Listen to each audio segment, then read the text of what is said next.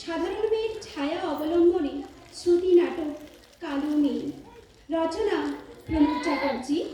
ভূমিকায় অনুপম, মহাদেব দাস ও মল্লিকা। চুমকি ধারা। আশ্বিনের মাঝামাঝি বসিল বাসনা বাজি, পুজোর সময় এলো কাছে। পুজো চলে এলো, আমার অনেক অনেক লেখা বাকি। আর যে করেই হোক একটা গল্প লিখবই, কিন্তু এগোই কিভাবে?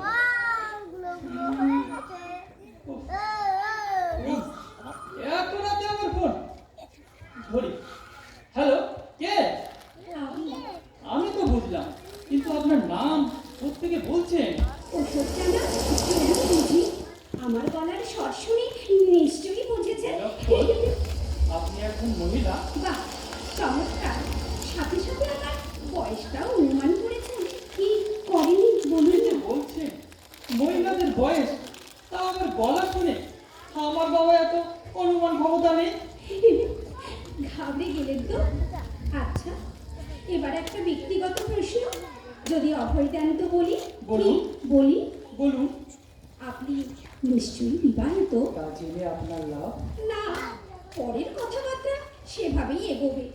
যদি বিবাহিত হন একরকম, আর অবিবাহিত হলে অন্য রকম। হ্যাঁ, ঠিক ধরেছেন। কিসে বলি আর কিসে বলি? হ্যালো, বিবাহিত। হ্যালো, কি হলো? চুপ করে গেলেন যে? ভেবে পাচ্ছেন না না কি বলবেন? মানে অবিবাহিত, মানে আনম্যারেড। বাহ, চমৎকার। জানেন, আমিও তাই। ও মাই গড, আপনিও? হ্যাঁ, আর আর আমার মতো হাজার হাজার মেয়ে আজকে পোড়া দেশে। তারা প্রতিবাদ করতে জানে না, কাঁদতে জানে। নীরব কান্না। কি বুঝলেন না তো? হ্যাঁ, বুঝিয়ে দেব। নীরব কান্নার কারণটা যদি বলেন। কারণ আর কি? কারণ চিরন্তন। গায়ের রং চাপা শ্যামলা।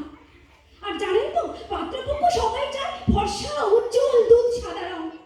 সেটাই বুঝলাম, কিন্তু তার জন্য আমি কি করতে পারি বলুন? বলছি, অত তাড়া কেন? আপনি তো অল্প কিছুক্ষণ আগে জানালেন আপনি অবিবাহিত। আর আমি জানি। জানেন? কি জানেন? আমি অবিবাহিত নই। আপনাকে মিথ্যে বলছি? এ রাম, তা কেন? আসলে এই পৃথিবীর সব স্বামীরাই ভয় পায় তাদের স্ত্রীদের। আর আপনার তো কেউ নেই, তাই এই মুহূর্তে ভয় পাওয়ারও কিছু নেই। বলছিলাম কি, তো যদি একটু তাড়াতাড়ি। ঠিক ঠিক বলেছেন। আমার বোঝা উচিত ছিল। আপনি এই মুহূর্তে বাংলা সাহিত্যে জনপ্রিয় গল্পকার, লেখক, কত নাম ডাক আপনার। আপনার সময়ের যথেষ্ট দাম। কি জানেন, আমিও কিন্তু আপনার গল্পের দারুণ ফ্যান। তাই নাকি? ইদানিং আপনার সব গল্পে নারী শক্তির জয় জয়কার। আমার তো মনে হচ্ছে আপনি এই মুহূর্তে পেন হাতে নিয়ে চেয়ারে বসে কোনো গল্পের প্লট ভাবছেন আর ভাবছেন। কিন্তু জানলেন কি করে? জানতে হয় মশাই, জানতে হয়। এটা হলো ইনটিউশন পাওয়ার। এবার বলি, আমাকে নিয়ে গল্প লিখবেন? লিখুন না প্লিজ। আপনাকে নিয়ে? কেন? আমার যে অনেক দুঃখ যন্ত্রণা। হ্যাঁ, গল্পের নাম কিন্তু দেবেন কালো মেয়ে। এটা আমার বিনীত অনুরোধ। কেমন? অদ্ভুত তো। আপনি তো জানেন, বাংলাদেশের জলে জঙ্গলে কালো মেয়ের অভাব নেই। বড় দুঃখ তাদের। পাত্রপক্ষের কয়েক জোড়া ভ্রুকুটির সামনে বার তাদের পরীক্ষা দিতে হয়। আর তাদের হাজার গুণ থাকা সত্ত্বেও চাপা পড়ে যায়। আপনার আপনার কলম পারবে না তাদের প্রতিবাদ করতে।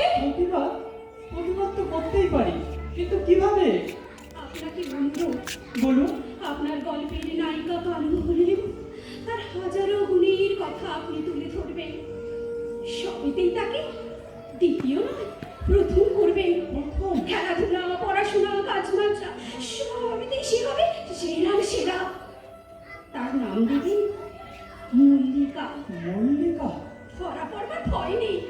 এ নাম আমার মতো অনেক মল্লিকা আছে দেশে দেশে, যাদের কাজ কালো রং হবার দায়ে নিকট আত্মীয় স্বজনের কাছে বারবার হেনস্থা হতে হয়। কেউ কেউ আত্মঘাতীও হয়। মর্মান্তিক। আবার দৈনিক পত্রিকায় তাদের ফলাও করে ছাপা হয় যেন কালো রং হবার দায় তাদেরই। আচ্ছা, হ্যাঁ বলুন। আপনিও কালো মেয়েদের অপছন্দ করেন? না না, তা কেন?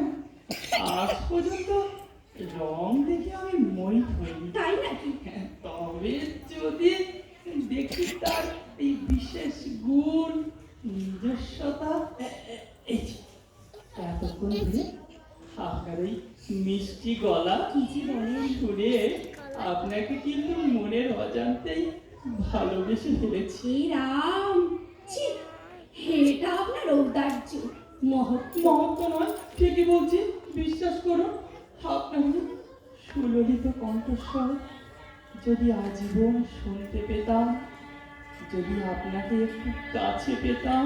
ঠিক বলছেন, আমার কিন্তু বিশ্বাস হচ্ছে না। আসলে কি জানেন, আমি বোধ করি প্রথম পুরুষ যে আমাকে ভালোবাসার কথা বললেন। এই মুহূর্তে আমাকে মনে হচ্ছে জানেন, আপনাকে চিনি না, জানি না, তবু যেন মনে হচ্ছে আপনাকে ছুটে গিয়ে চাপতে ধরি, হাজার চুম্বনে আপনাকে স্নিগ্ধ করি। কিছু বলছি বিশ্বাস করুন, আমার সারা শরীর জুড়ে এক অদ্ভুত শিহরণ, হাজারো প্রজাপতি দূরে থাকছে, লাল নীল সবুজ কপটকালি রং। আপনি অনুভব করছেন না? কিন্তু এই মুহূর্তে আমি যে অসহায়, যদি ঠিকানা বলে আগামী সে তো অনেক সময়, অনেক দেরি। আপনি কাঁদছেন? না না, কাঁদবেন না, আমি যে কান্না সইতে পারি না। ও, মন আপনার বড্ড দরদি, তাই না? হ্যাঁ, তা একটু বলতে পারেন। এবার একটা কথা আপনাকে বলি, তবে চুপি চুপি, পাঁচক্ষণ করবেন না যেন। হ্যাঁ বলুন বলুন। গতকাল আপনাদের বাড়ি থেকে কয়েকজন বোধ করি আপনারই জন্য আমার জন্যে? আমাকে পছন্দ করতে এসেছিল। তাই নাকি? আমরা যথারীতি তাদের আপ্যায়ন করলাম, আর ওনারাও বেশ খুশি হয়েছিল বোঝা গেল। হ্যাঁ বলুন বলুন, থামলেন কেন? বলুন। আবার বাবা, মা, জেঠুমণি, ছোটকা সবাই আনন্দে আত্মহারা। যাক, এবার মেয়েটা বুঝি উদ্ধার হলো। হ্যালো হ্যালো, শুনছেন তো? হ্যালো, বলুন। জানেন তো, সম্ভবত আপনার মা। আমার মা? হ্যাঁ, যাবার পথে বললেন আপনাদের সব কিছু ঠিকঠাক, তবে আমাদের অনু একটু ভরসা খোঁজে। আপনাদের মেয়ে তো কালো, তাই। হ্যালো, হ্যালো, কথা বলুন, বিশ্বাস করুন, আমি কিন্তু আপনাকে, হ্যালো, শুনতে পাচ্ছেন? কথা বলুন, কথা বলুন, হ্যালো, হ্যাঁ কথা বলুন। আমি কিন্তু আপনাকে, আমি কিন্তু আমি কিন্তু শুনতে পাচ্ছেন? আমার কথা শুনতে পাচ্ছেন? কথা বলুন, হ্যালো, আমি কিন্তু আপনাকে। নমস্কার।